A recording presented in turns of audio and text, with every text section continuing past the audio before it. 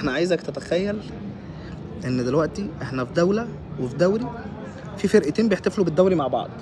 فريق زي الاهلي في استاد القاهرة، وبيراميدز مكان ما بيلعب سيراميكا، ده كسبان 5 وده كسبان 6، والاتنين بيحتفلوا بالدوري. طبعا احنا كلنا عارفين ان احنا في دولة ماشية بطريقة عبثية والكفتة متحكمة فينا.